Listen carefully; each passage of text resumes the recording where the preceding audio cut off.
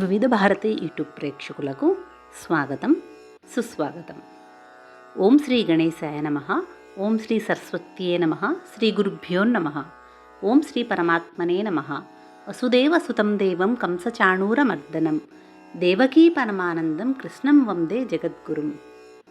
ఓం శ్రీకృష్ణ పరబ్రహ్మణే నమః.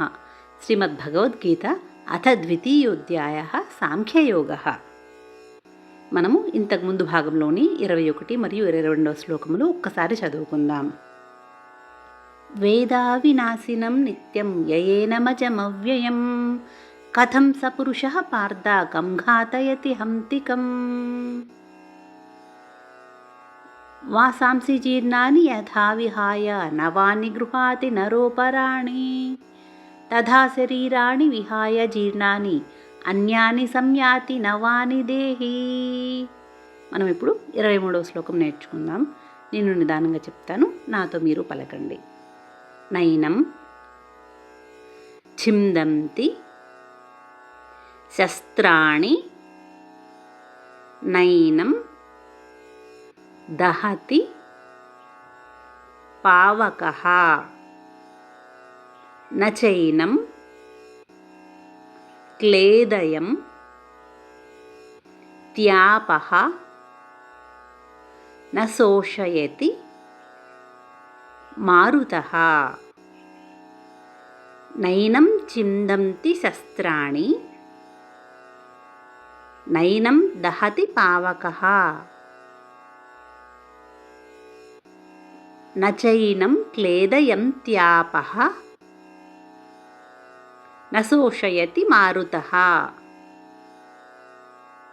మనం ఇప్పుడు 23వ శ్లోకం మొత్తాన్ని కలిపి చదువుకుందాం. నైనం ఛిందంతి శస్త్రాణి నైనం దహతి పావకః నచైనం క్లేదయం త్యాపః నశోషయతి మారుతః. నైనం ఛిందంతి శస్త్రాణి నైనం దహతి పావకః నచైనం క్లేదయం త్యాపః నశోషయతి మారుతః. నైనం ఛిందంతి శస్త్రాణి నైనం దహతి పావకః నచైనం క్లేదయం త్యాపః నశోషయతి మారుతః. మనం ఇప్పుడు 23వ శ్లోకము యొక్క తాత్పర్యాన్ని తెలుసుకుందాం.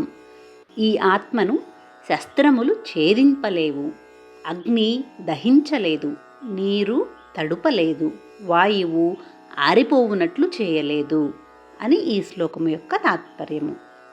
మనం ఇప్పుడు 24వ శ్లోకము నేర్చుకుందాం. అచ్ఛేద్యో యమదాహ్యోయం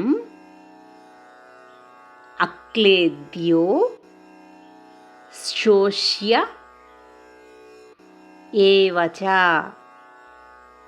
నిత్య సర్వగతః స్థాణుః అచలోయం సనాతనః. అచ్ఛేద్యోయమదాహ్యోయం అక్లేద్యో శోష్య ఏవచ నిత్య సర్వగతః స్థాణుః అచలోయం సనాతనః. మనం ఇప్పుడు శ్లోకం మొత్తాన్ని కలిపి చదువుకుందాం. అచ్ఛేద్యోయమదాహ్యోయం అక్లేద్యో శోష్య ఏవచ నిత్య సర్వగతః స్థాణుః అచలోయం సనాతనః. అచ్ఛేద్యోయమదాహ్యోయం అక్లేద్యో శోష్య ఏవచ నిత్య సర్వగతః స్థాణుః అచలోయం సనాతనః. అచ్ఛేద్యోయమదాహ్యోయం అక్లేద్యో శోష్య ఏవచ నిత్య సర్వగతః స్థాణుః అచలోయం సనాతనః. మనం ఇప్పుడు 24వ శ్లోకం యొక్క తాత్పర్యాన్ని తెలుసుకుందాం. ఈ ఆత్మ ఛేదించుటకును, దహించుటకును, తడుపుటకును, శోషింపజేయుటకును సాధ్యము కానిది. ఇది నిత్యము, సర్వవ్యాపి, చెలింపనిది, స్థాణువు, సనాతనము. సనాతనము అంటే శాశ్వతమైనది అని అర్థము. తరువాయి భాగంలో మరో 2 శ్లోకాలను నేర్చుకుందాం. సర్వే జనా సుఖినో భవంతు, లోకా సమస్తా సుఖినో భవంతు. ఓం శాంతి శాంతి శాంతి.